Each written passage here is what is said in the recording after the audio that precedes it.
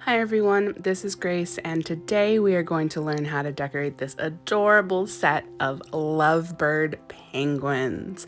So first up, we're going to be doing the royal icing transfers. Royal icing transfers are when you pipe an image, you trace an image on top of some sort of sheet, and then you allow that image to dry, and then you peel the icing shape off of the sheet and you transfer that onto the surface of the cookie. So there are a few different reasons to do royal icing transfers, but one big reason is if you're doing a lot of the same small shape added on to a cookie, it can make your life a lot easier to just do a transfer because you're tracing the same shape over and over. You allow that to dry and then you just kind of glue it onto the surface of the cookie. So that is the reason I decided to do transfers for this set. I was doing a lot of these bows and I just wanted to make it easier on myself. For royal icing transfers, I like to use as thick of a flood as possible.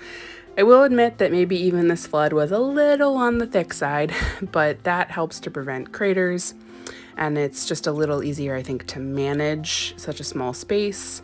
I will also say that I am not one to outline and flood a transfer. They're usually like the size of a quarter, and I just don't have the patience for that, but certainly plenty of other people do that are more comfortable with a 2 consistency outline and flood.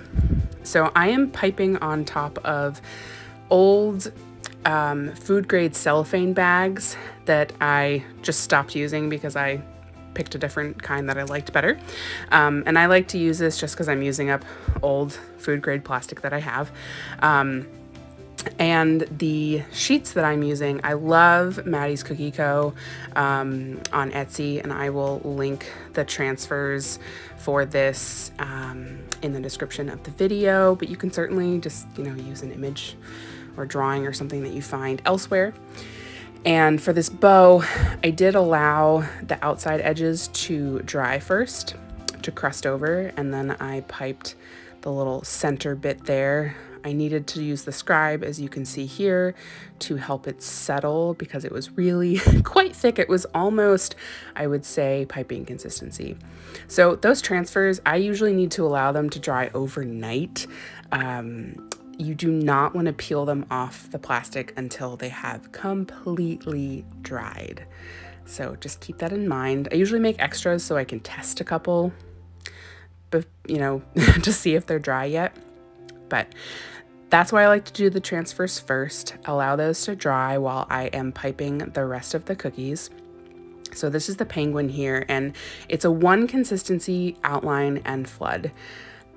I just did this out of ease to do 1 consistency.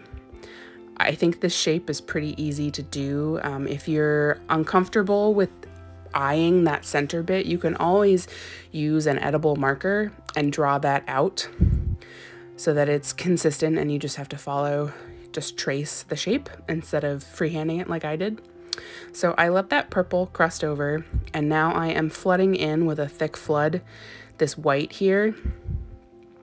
And I allow the purple to dry to crust over so that there's definition in between the sections. Same thing here with these chubby little arms. I want to make sure that that purple on the outline is dry. And piping here, this is actually a flood consistency, and somehow these did not crater. I think that was just luck of the draw. If I was maybe thinking a little more straight, I might have used a thicker flood for the nose and the feet. This here is one of my favorite edible markers by Americolor, and I am gluing on the transfer with some piping consistency pink. You do not want to put too much on because when you press it down, it will come out the sides of the transfer. But also if you don't put enough down, then it won't actually really adhere to the surface. So figure out that balance there. Here I am using a dry dust and a toothpick, what is this thing called? Oh my heavens. Tell me in the comments what this is called. I was actually using this as part of a class just to be able to show you that that you can use cotton swab. That's what this is called. It's called a cotton swab. That's a great tool to do these little cheeks. And that is the penguin with the hair bow. Next up, I'm going to show you how to do the penguin with a bow tie. I'm using the same bow transfer, but I'm just putting it in a different place. And it gives you a totally different feel for this cute little penguin. And that is the penguin with the bow tie. And next up, we have the bow. And I again did a 1 consistency outline and flood for this. No need, in my opinion, to do 2. And as I was piping this, I realized that my flood was pretty on the thick side, so I actually flooded this in sections like this just to kind of get the icing to settle one section at a time instead of flooding from the outside in and risking the outside edges crusting by the time I get around to flooding the rest of it. So that's just a technique if your flood is a little on the thick side.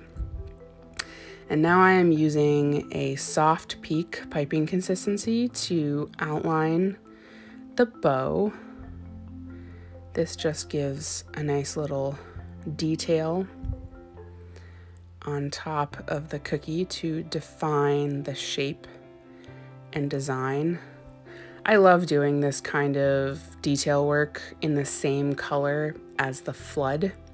I think there's just something kind of elegant, I think, about doing it this way. You certainly could do this kind of detail work with a different color, but I like doing it in the same color. And as you can tell, this bow also matches the cute little bows on the penguins.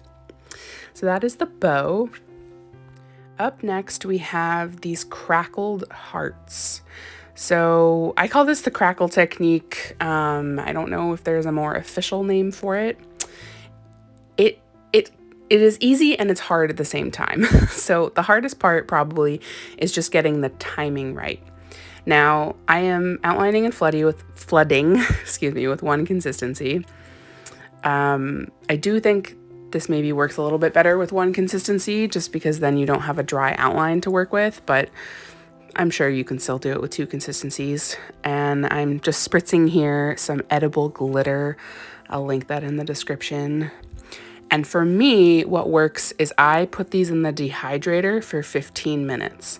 Now, if you've never done this before, and especially if you don't have a dehydrator, what I recommend doing is having an extra tester cookie and setting your clock and say start with 15 minutes in a dehydrator or in front of a fan. And then just check it in 5-minute increments. And what you're looking for, there are 2 different surfaces you can work with the crackle technique. There's the surface I'm working with right now is a true crackle. So that means that the top surface has truly crusted. So I'm actually cracking the surface here. But another way you can do it is if you poke it before that crust forms. So it's kind of more of an indentation instead of a crack. That I find might be even harder to get to timing wise. Or maybe it is easier if you're impatient because it will be at indentation stage before it is at crackle stage, if that makes sense. So this white heart here is the same idea as the orange, just a different color. I wanted to show you both. This is a really fun technique to get under your belt. There's so much you can do with it. Here I am just using the end of a paintbrush. All I will say is you just need something with a rounded end to it. And yes, the size of the end does affect how big your crackle is. So if you're using a really small tip, then it's going to be a smaller crackle. If you're using a really big one, it'll be a bigger crackle. I will say the other hard thing, other than timing when it comes to this technique, is how much you actually press into the surface of the cookie. There is a balance here. You know you've gone too far when you get icing on the end of the tool you're using. That means you've gone too far. You're just trying to crack the surface, not puncture it, if that makes sense. It's a very satisfying technique to do, in my opinion. And an easy way to change this up is like, you don't have to do the entire surface. You can just do a corner of it. You can do kind of a design with it. A really common way to embellish this is to then paint the crackle with edible metallic dust. That's a really nice look. I just wanted to leave this here plain, and I did spritz it with edible glitter so it has a nice extra sheen to it. And that is the white crackle heart. And now, last but not least, we have a plaque. Y'all know I like to add a plaque with something cute written on it to most of my themed sets. So this here is just a very basic plaque here, and I'm doing a 1 consistency outline in flood. That was kind of the theme of this set, was to do just 1 consistency.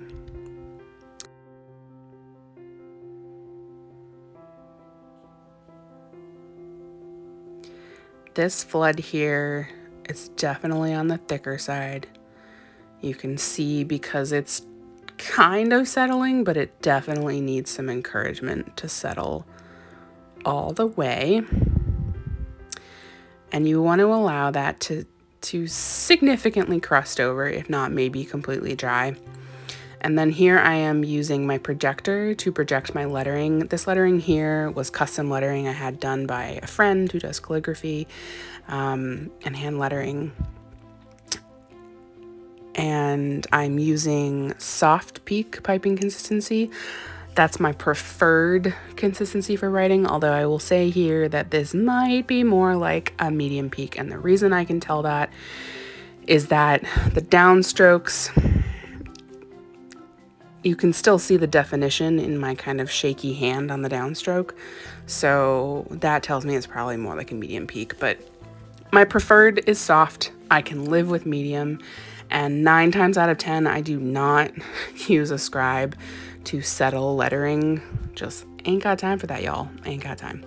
So I just let it be. But this is definitely my favorite kind of lettering, this bouncy pressure piping where the downstroke you apply more pressure and on the upstroke you release pressure. I had this lettering done specifically to fit in this cutter because that's what I was using for this set. And this is a great way to just tie in colors from the whole set. The purple, pink, and orange, and then the white, of course. Just adding these little pressure piped hearts. So you pipe a bead, and then as you pull away, you release pressure at the same time. And that gives you that perfect little heart look. Oopsie daisy. Fix the little tip of that heart. I've said this a million times, but the little pressure piped heart is one of my favorite ways to embellish something that needs a little extra. And that, friends, is the entire Lovebird set. I really hope you enjoyed watching this and that you have fun making this yourself.